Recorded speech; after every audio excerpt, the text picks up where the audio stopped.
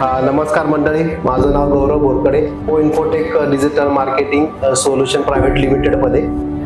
तर आपण आज भेटणार आहे स्वप्नील सरांना, स्वप्नील सर पाटील. म्हणजे त्या व्हिडिओ रील्स बघितल्याच्या मागे काहीतरी एक स्ट्रगल आहे. असा पर्सन जो आयुष्यात काय करणार नाही, बिझनेस करायचंय मला आयुष्यात असं वाटतं मला बिझनेसच करायचंय. ठरवलं की माझं करिअर मी डिजिटल मार्केटिंग मध्ये स्विच करतो. डिजिटल मार्केटिंग सुरुवात माझी टीव्हीची दाची. आम्हाला कळलं की स्वप्नील सरांच्या मागे पण एक स्वप्नील आहे. विदाउट गोल गायडन्स तुम्ही आयुष्यात कधी मोठं होऊ शकत नाही. स्टेजवर न उभा राहिलेला मुलगा मुलांना शिकवला, म्हणजे तिथून सुरुवात आहे पाटील. मग तिथून घरात स्वप्नील पाटील खरी जी जर्नी आहे तिथून सुरुवात झाली. नमस्कार मंडळी, माझं नाव Gaurav Borkade, Infotech digital marketing solution private limited मध्ये. तर आपण आज भेटणार आहे स्वप्नील सरांना, स्वप्नील सर पाटील. तर त्यांच्याबरोबर चर्चा करूया त्यांचा आजपर्यंत असलेला प्रवास, त्यांनी त्यांच्या लाईफ मध्ये आलेले बदल, त्यांच्यात आलेले चेंजेस आपण त्यांच्याकडून जाणून घेऊया. तर नमस्कार सर. नमस्कार. आतापर्यंत आम्ही बरेच तुमचे व्हिडिओ बघितले, तुमचे रील्स बघितले. म्हणजे त्या व्हिडिओ रील्स बघितल्याच्या मागे काहीतरी एक स्ट्रगल आहे असं मला सतत वाटतंय. आणि तसं मला वाटतं की ऑडियन्सला पण वाटत असेल. ऑडियन्सची पण काही कमेंट्स होत्या, इव्हन फ्रेंड लोक पण मला बोलायचे की ऍटलीस्ट सर बोलतात तर सरांच्या मागचा स्ट्रगल बद्दल पण काहीतरी व्हिडिओ बनवलं पाहिजे. तर माझ्या डोक्यात असं आलं की तुम्हाला पर्सनली भेटायचं. ठीक आहे, तुम्ही सांगलीचे आहे, सांगली ते पुण्याचा प्रवास आम्ही बघितला आहे. पण मला असं वाटतं की सांगलीच्या आतमध्ये, म्हणजे सांगलीच्या आधी पण काही तुमचा प्रवास असेल तर तुम्ही शेअर करू शकता. तुमच्या लाईफ मध्ये काही चढ उतार आलेले असेल किंवा तुमच्या लाईफ मध्ये काही स्ट्रगल असेल तर प्लीज ऑडियन्सला सांगू शकता. नक्की नक्की.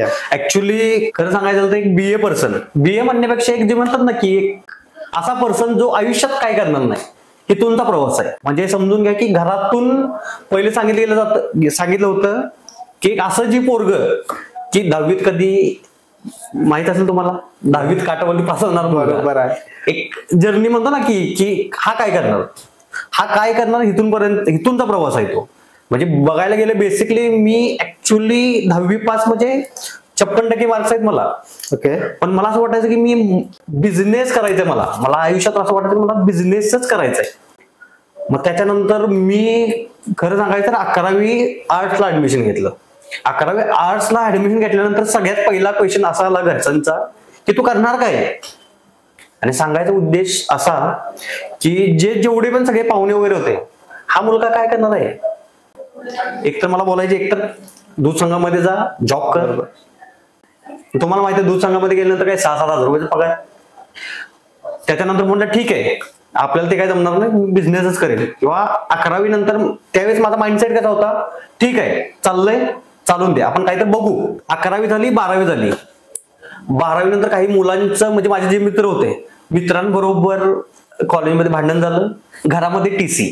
जो मुलगा 11वी 12वी कॉलेजच नाही केलं, कधी कॉलेजमध्ये गेलाच नाही, तरी 60% मार्क्स पडले. जो पर्सन कधी म्हणजे पाहुण्याकडे गेला तर कधी मावशीला मावशी म्हणून ज्यांनी हाक मारली नाही, म्हणजे हा जो पर्सन इतका बोलका झाला कसा. कारण तो एक माझा एक एक्सपिरियन्स असा आहे की 12वी एक्झाम झाल्यानंतर माझं आर्मीसाठी मी रांजणी माहित असेल कवठे मंगळमध्ये, तर तिथं मी आर्मी भरतीसाठी गेलो होतो. ऍक्च्युअली मी तिथे 1 महिना राहिलो. 1 महिन्यानंतर मला समजलं की बाबा जीवन हे वेगळं आहे. आपण जे जगतोय आणि आपण जे पर्सनल ऍक्च्युअल मध्ये विचार करतोय हे वेगळं आहे. मग त्याच्यानंतर सुरुवात झाली वेगळ्या स्वप्नील पाटील. त्याच्यानंतर माझं बीए ला ऍडमिशन घेतलं. बीए ला ऍडमिशन घेऊन मी सुरुवात केली ऍज अ क्लर्क म्हणून. मी जॉबला लागलो. एका स्कूलमध्ये होतं, वडगावमध्ये आहे छोटं स्कूल, तर तिथे ऍज अ क्लर्क म्हणून जॉब लागलो. तर समजलं अरे हे काय काम आहे, ते बोनाफाईट लिही, इकडे टाक तिकडे टाक, हाला ते 10 रुपये घे 20 रुपये घे, हे लाईफ आहे का. असं वाटलं की हे काहीतरी वेगळं आहे. मग त्याच्यानंतर म्हटलं ठीक आहे आपण मार्केटिंग मध्ये जायचं. मार्केटिंग मध्ये रेलिओन सॉफ्टवेअर म्हणून कोल्हापूरमध्ये ऍज अ स्टार्टिंग केलं मी. आणि ऍज अ इंटर्न म्हणून होतो मी. ठीक आहे, मला पण शिकायसाठी होतो. तिथं मला अविनाश नावाचा जो माझा एक सिनियर होता त्याच्याबरोबर मी होतो. मला वाटतं ऑलमोस्ट मी त्याच्याबरोबर 2 महिने फिरलो. 3ऱ्या महिन्यानंतर मला जाणवलं की बाबा मार्केटिंग माझ्यासाठी नाहीच बनलं. मग तिथून परत स्विच केलं आणि परत बॅक टू होम. आणि त्याच्यानंतर परत म्हटलं ठीक आहे आता हे मार्केटिंग पण आपल्या कामाचं नाही किंवा मार्केटिंग करूच शकत नाही. मग त्याच्यानंतर स्विच केलं दूध संघामध्ये. वारणा दूध संघ माहित असेल, त्याच्यामध्ये अक्षरशः केन दूध जे आपण जे घालवतो त्याच्यामध्ये केन असतात, ते केन धुवायचं काम केलं. ऍक्च्युअली तिथे पण मी 3-4 दिवस केलं. परत जाणवलं की हे काय आहे, मी लाईफच नाही. अच्छा, म्हणजे तुम्ही असं स्थिर नव्हते प्रत्येक ठिकाणी, इथं धरलं की ते सोड, ते धरलं की ते सोड. अच्छा, बघूनच घ्या ना 12वी नंतरच्या मुलाचा माइंडसेट काय असणार आहे. बरोबर आहे. मग त्याच्यानंतर मग तिथून सुटलो, परत बॅक टू होम. परत विचार केला की काय नाही करायचं. मग माझ्या मित्रांना पण माहित आहे, मी गावी पेंटिंग पण केलंय. एक पाटील जो दुसऱ्याचे घर पेंटिंग करतोय, म्हणजे तुम्ही विचारा की लोक नाव कशी ठेवत असतील. पण एक जे म्हणतो ना की मेंटली नाही काय ते वेगळं करायचं. बरोबर. मग तिथून प्रवासाला पुण्यात यायचं. तिथून मग मी 2012-13ला मी पुण्यामध्ये आलो. ऑलमोस्ट 13ला 12 एंडिंग नोव्हेंबरच्या आसपास मी पुण्यामध्ये आलो होतो. साधारण काय वय असेल त्यावेळेस? 19-20 साली तुम्ही 19 साली. 2016-17ला पुण्यामध्ये आलो. 2016-17ला पुण्यामध्ये आल्यानंतर मी अडकलो नेटवर्क मार्केटिंग मध्ये. अच्छा. नेटवर्क मार्केटिंग, कारण की म्हणायचे की अरे पैसे एवढे कमवतात तेवढे कमवतात. नेटवर्क मार्केटिंग मध्ये आलो. नेटवर्क मार्केटिंग मध्ये पण बघितलं, तिथेही पैसे भरले, तिथेही गेलो, परत गावी गेलो, परत पुण्यामध्ये आलो आणि एका कंपनी जॉब लागलो. ऍज अ सेल्स एक्झिक्युटिव्ह पण नव्हतो. सुरुवात माझी होती 10,000 रुपयाची. तिथे 10,000 रुपये सुरुवात केली. तिथे मी ट्रेनिंग घेतलं. SR पब्लिकेशन नावाची कंपनी होती, त्याच्यामध्ये मी जॉबला लागलो. त्याच्यानंतर मी तिथे ऍक्च्युअल मध्ये माझं मार्केटिंग चालू झालं. तिथं मी भेटलो रवी सरांना. रवी सरांनी ऍक्च्युअल मध्ये मला ट्रेनिंग दिलं. किती 16 दिवसाचं ट्रेनिंग होतं. 16 दिवसाच्या ट्रेनिंग मध्ये मला त्यांनी खूप काही गोष्टी शिकवल्या अशा. आणि त्याच्यानंतर पुन्हा मला मार्केटमध्ये घालवलं होतं की बाबा तुम्ही आता मार्केटिंग करा. सो मी माझा जो 16-17वा दिवस जो होता माझा मार्केटमध्ये, ऍक्च्युअल मध्ये पूर्ण दिवस मी मार्केटिंग केलं, पण मला एकही क्लोजअप नाही झालं. परत मला जाणवलं की बाबा हे मार्केटिंग आपल्या घरचं नाही किंवा आपण करूच शकत नाही असं वाटत होतं. मग त्याच्यानंतर ठीक आहे, बसलो एका ठिकाणी, घरी फोन लावला की मी उद्या घरी येतोय. घरचे पण म्हणले ठीक आहे, आता ये, तुझी शेती आहे, तू कर. बरोबर, तुला काय यायचं घरी तर ये.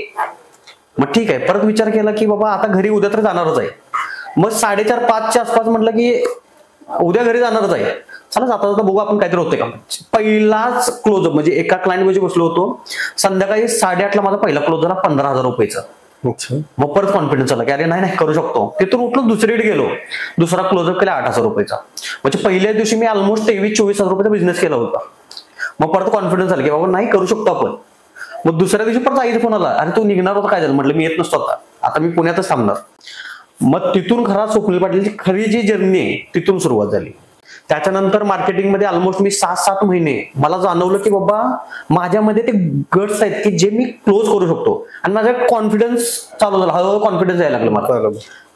त्याच्यानंतर भरपूर इंटरव्ह्यू पण दिले मी आणि सिलेक्ट पण व्हायचो. असं वाटायचं की बाबा ठीक आहे, डिजिटल मार्केटिंग करायचं आहे किंवा मार्केटिंग करायचं आहे. त्यावेळेस कन्सेप्ट नव्हतं एवढ्या. ज्यावेळेस मी इंटरव्ह्यूला जायचो त्यावेळेस समजायचं की अरे डिजिटल मार्केटिंग हे पण काहीतरी आहे.